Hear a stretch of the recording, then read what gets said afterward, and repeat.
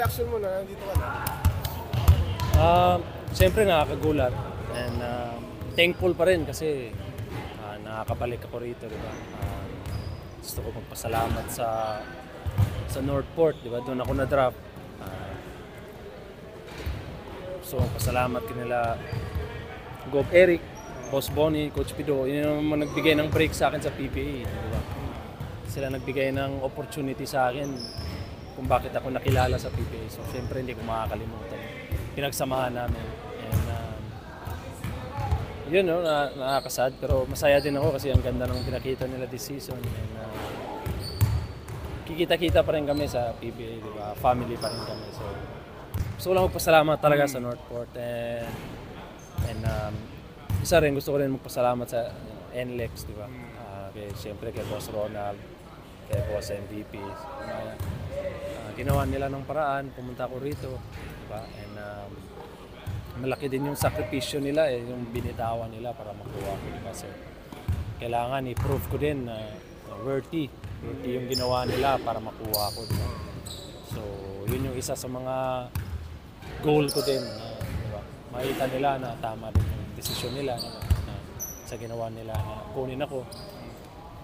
And hopefully, lahat ng mga expectations sila makamit ko, yung mga gusto nilang mangyari sa team, di ba? Yung nabibigay ko sa team. So, Yung sa team naman, yung sabi mo sa kanila, yun nga, ang ano dito kasi may English speaking na ako eh. Ano dito international eh. May Australian kami, may taga New Zealand, may taga Canada, tapos taga Amerika. Tapos may taga Ormoc. So ang ganda ng combination. may mga San Beda rin dito. Maganda naman, at least familiar din ako sa mga coaching staff. Sila Coach JB, kasama ko na yan sa Beda. Ilang championship kami. And, maganda naman yung madami naman bilisa dito. Si Sean, nakasama ko na. Si Clint, nakasama ko. Si Kintoy, kasama ko pa rin dito. So, masaya kami na kahit wala na kami sa team na nag-drop sa amin.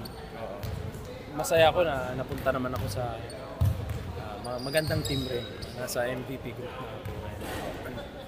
Gusto rin magpasalamat, siyempre, sa NLEX, sa Northport. Especially sa Northport, dinagay nila ako sa magandang sitwasyon rin. Ganon din nila ako kamahal. So, siyempre, alam na nila yun. Sila Coach Pido, lalo na yun. Binigyan ako ng break, kumbaga sa PBA. Diba? So, nakakamiss din. Masaya na ako dito na ako, focus na ako rito. Gusto rin magpasalamat para kay Com Willie, diba?